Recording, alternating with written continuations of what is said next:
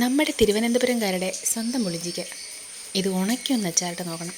ആഹാ, ഇത് ഉണക്കിയെടുക്കാനായിട്ട് നീളത്തിന് കീറി ഉപ്പ് വിതറി നല്ല വെയിലത്ത് വെച്ച് ഒരു 2-3 ദിവസം, മാക്സിമം 3 ദിവസം, അപ്പോഴത്തേക്കും എന്താ ഇതുപോലെ ഉണങ്ങി കിട്ടും. ഇതിന് ഒരുപാട് നാൾ സൂക്ഷിച്ച് വെച്ചിരുന്നും അച്ചാറിടാം. ഇതിനാവശ്യമായ സാധനങ്ങൾ: വെളുത്തുള്ളി ഇഷ്ടമുള്ളവർക്ക് കുറച്ച് അധികം എടുക്കാം, 1 പീസ് ഇഞ്ചി, 1 സ്പൂൺ ഉലുവാപ്പൊടി, കായം, പൊടിക്കായമായിരിക്കും നല്ലത്. എൻ്റെ അടുത്ത് പൊടിക്കായം ഇല്ലാത്തതുകൊണ്ട് ഞാൻ കട്ടക്കായം എടുത്തു.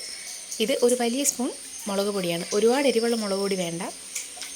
ഇതൊരു 2 പിടിയോളം ഉണക്കിയ പുളിഞ്ചിക്കയാണ്. ഇതിങ്ങനെ തന്നെ ചവച്ച് തിന്നാൻ നല്ല ടേസ്റ്റാണ് കേട്ടോ. പിന്നെ വെളിച്ചെണ്ണയിൽ അച്ചാറിടുന്നവർക്ക് അങ്ങനെ ഇടാം, നല്ലെണ്ണയിൽ ഇടുന്നവർക്ക് അങ്ങനെ ഇടാം. നല്ലെണ്ണയിൽ ഇടുന്നതാണ് കുറച്ചുകൂടെ ടേസ്റ്റ്. അപ്പം ചട്ടി ചൂടാകുമ്പോൾ നല്ലെണ്ണ ഒഴിക്കുക. എൻ്റെ അടുത്ത് നല്ലെണ്ണ കുറച്ചേ ഉള്ളൂ, അതുകൊണ്ട് ഞാൻ അതിനകത്തൊരല്പം കൂടി കോക്കനട്ട് ഓയിലും കൂടി ഒഴിക്കുന്നുണ്ട്. എണ്ണ ചൂടാകുമ്പം കടുകിടുക. കടുക് പൊട്ടുമ്പോഴത്തേക്കും നമ്മുടെ കറിവേപ്പില ഇടണം. കറിവേപ്പിലയൊക്കെ കുറച്ച് അധികം ഇട്ടാലും കുഴപ്പമൊന്നുമില്ല.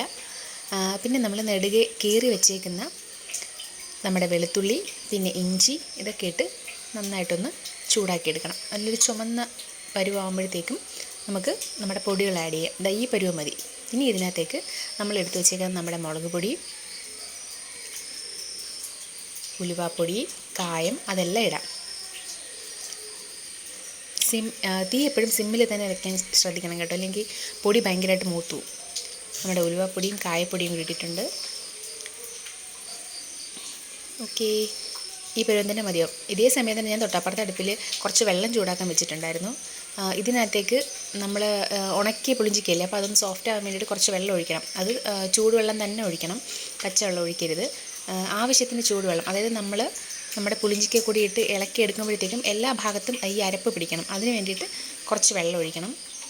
ആ വെള്ളം ഒന്ന് ചൂടാകുമ്പോഴത്തേക്കും നമ്മുടെ പുളിഞ്ചിക്കയിട്ട് നല്ല പോലെ ഇളക്കി യോജിപ്പിക്കണം.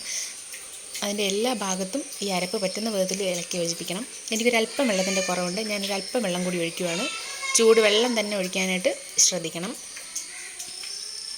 ഓക്കെ, ഇനി നല്ല പോലെ ഇളക്കി യോജിപ്പിച്ച് വിനാഗിരി ചേർക്കാം. ഞാൻ പറയാത്തത്, നമ്മൾ ഓൾറെഡി ഇത് ഉപ്പിട്ടാണ് ഉണക്കിയെടുക്കുന്നത്. നമ്മൾ ഇടുന്ന ഉപ്പിൻ്റെ അളവ് നമുക്കറിയില്ലല്ലോ, വെതറിയിട്ട് നമ്മൾ ഉണക്കിയെടുക്കുന്നില്ലേ.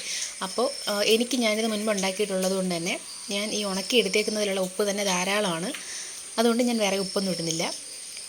ഉപ്പ് കൂടിപ്പോകുന്നവർക്ക് വേണമെങ്കിൽ മുൻപേ ഒന്ന് വെള്ളത്തിൽ മുക്കി എടുത്ത് ഒന്ന് തോർത്തി വെക്കാവുന്നതാണ് അച്ചാറിടുന്നതിന് മുന്നേ. അപ്പോൾ നമ്മുടെ ഉണക്ക പുളിഞ്ചിക്ക് അച്ചാർ റെഡി ആയിട്ടുണ്ട്. എല്ലാവരും ട്രൈ ചെയ്ത് നോക്കണം. നല്ല അട്ടാർ ഐറ്റമാണ്. നമുക്ക് വെറുതെ തന്നെ ഇതെടുത്ത് കഴിക്കാൻ തോന്നും. സാധാരണ അച്ചാറിട്ട് കുറച്ച് ദിവസം വെച്ചിരുന്നാലേ അതിന് ടേസ്റ്റ് ഉണ്ടാവുള്ളൂ. പക്ഷേ ഇത് അങ്ങനെയൊന്നുമല്ല, സൂപ്പറാണ്.